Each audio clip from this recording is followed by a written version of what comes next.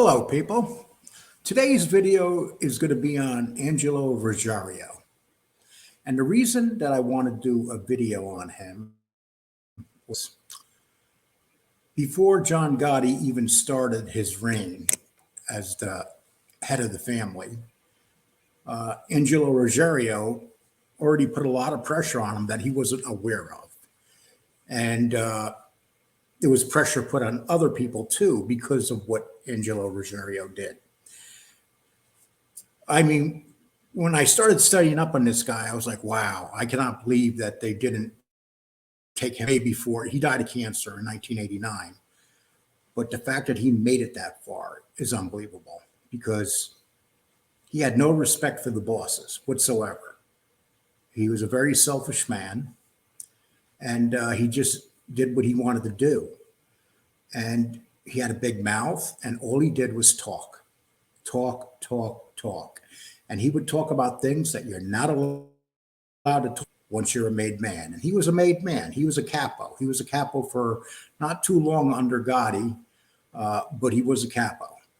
And he also was the head of a very big drug ring in the Gambino family. But I'm going to talk about that. So first of all, let's get to this is a picture. I'm going to send you. This is a young Angelo Ruggiero right there, and this is taken in 1965. And let's see, this is got arrested right here, coming out of the courthouse on Queens Boulevard. Okay, and when he first started under Fat Andy, and he was under Fat Andy for a couple of years before he went under Neil Delacroix. And Neil Delacroix was his uncle. And that was a good thing for him. Otherwise, he would have been killed a lot sooner. But he did whatever he wanted to do. That was the biggest problem. And I'll talk about that. But he did these tapes. And these tapes that he did, he talked about everybody on these tapes. His house was bugged in 1981. And bugs lasted until 1984 for 3 years. And the FBI joked they couldn't shut him up. He would come home and talk about everything. He would get on the phone with Gene Gotti and they would talk about their drug empire that they were building. I mean, on the phone. And then on top of that, he would talk about who he got his connections from. He got those guys in trouble. He got so many people in trouble, but most of all, because of what he did, he quite possibly was single-handedly responsible as the worst thing that happened to the Gambino family. Now, there was a lot of things that started happening right around 1985 after Castellano was hit. But what really happened before that to set this all in motion was these bugs, because what happened because of these bugs being put in his house and Angelo's house, that gave them a reason to get a search warrant for Paul Castellano's house, because those tapes in Angelo's house proved that Paul Castellano was the head of the family. So they went to court and said, look, we got these tapes, Ruggiano's house, and this is everything he's saying. So right there, Angelo Ruggiero was speaking so much about Castellano being the boss that they had the right to bug Castellano's house. So when Castellano finally got prosecuted for this, he wanted the tapes because he didn't want the tapes to find out who did them. He wanted the tapes for his legal defense team to take the tapes to defend him. But look what this guy did when he was asking for the tapes. I'm going to play this for you. Pretty unbelievable. Now, you got the head of the family asking for the tapes to defend himself. And you got this guy making every reason not to do it. So listen to this. I'm going to tell you something. If you two never bother with me again in the rest of my life, I ain't giving them tapes. I can't. I can't. There's good friends of mine on the page. Well, he's divorced. That's why I said to you before, you don't understand what the money. So much to me that the boss is your boss. Understand? So you got John Gotti telling him to hand these tapes over.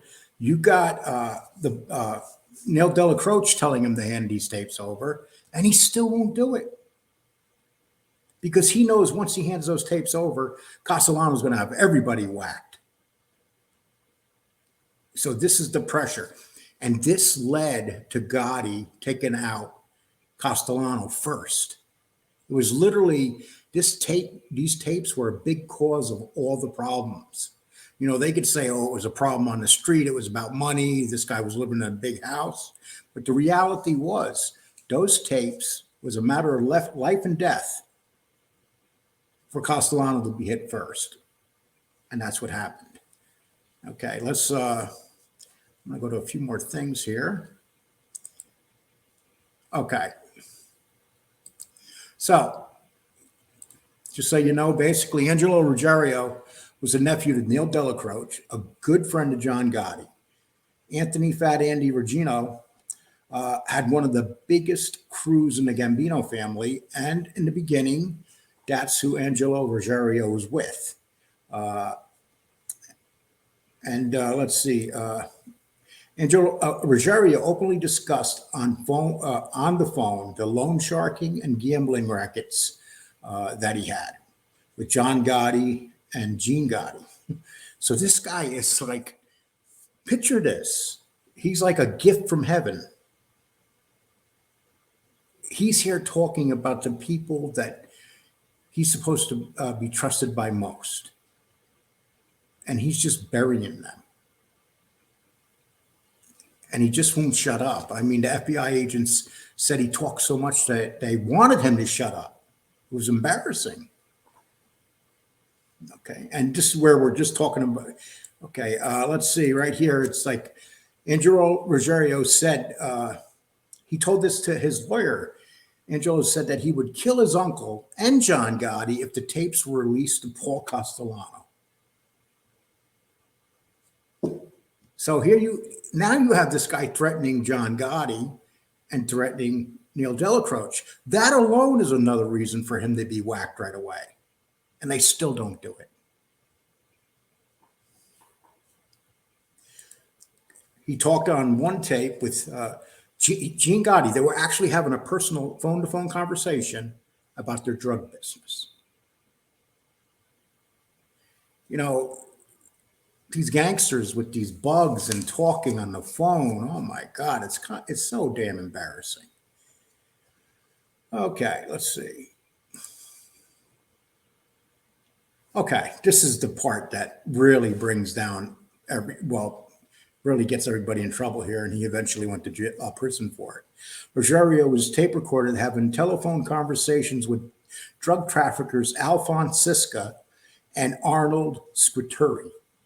I hope I said those names correctly. So these drug traffickers literally having conversations at home. Who does that?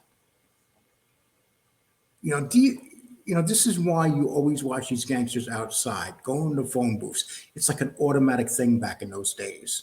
But instead, the guy's at home on his phone, continuously having these conversations.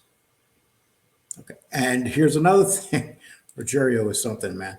Ruggiero tried to kill Anthony Casa, had him shot, but Casa lived despite being shot 5 times. And you know what Casa did after that?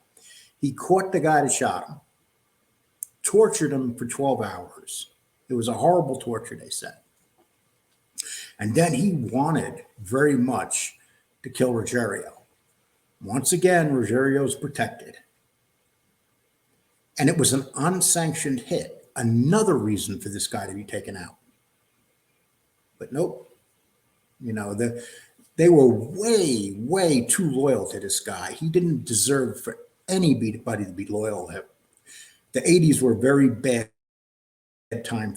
And let's see, him and Sammy killed Robert DiBernardo. They took over his porn business his porn business and whatever else he had. They basically moved in. They were the ones that went back to John Gotti and said he was being subversive and he needed to be killed. He didn't need to be killed. They wanted his business. And so he was killed. So on December 4th, 1989, Angelo Ruggiero died of cancer in Howard Beach. Gravano claimed, now this is a claim. Now, I'm not saying that what Gravano's saying is the truth, but he claimed that during the last months of Ruggiero's life, both he and Gene Gotti urged John to go see him. If you've seen the movie Gotti, the original movie, they have him actually seeing him in the hospital. Sammy Gravano said that's not true, that Gotti never went to see him. Do you blame John Gotti for not going to see him? He was an embarrassment. I mean, the things that he did. And Ruggiero also had a brother named Salvatore. And his brother was on the lam and wanted and died in a plane crash. And that took a lot out of Ruggiero. They caught him talking once again, on the phone about his brother after his brother died. And this was like a continuous thing with him, on and on, continuously. So my questions to people would be, do you think that the biggest mistake that they made was not taking this guy out sooner? And would it have mattered anyway? Because the feds already had the phone conversations and any conversations in the house. So the phones were tapped and they had bugs in the house. They had 3 years worth of conversations. Can you imagine that? That's like over 1,000 days worth of conversations of a man that can't keep his mouth shut. So you can only imagine the stuff this man said and just wouldn't stop talking. It was just one of those things where they bugged the right house. Out of all the gangsters in the Gambino family, if you wanted to bug everybody and you had to choose between somebody, that would be the man. That would be the perfect man to put that bug in. And it makes you think, would John Gotti have whacked Paul Castellano if it wasn't for those two?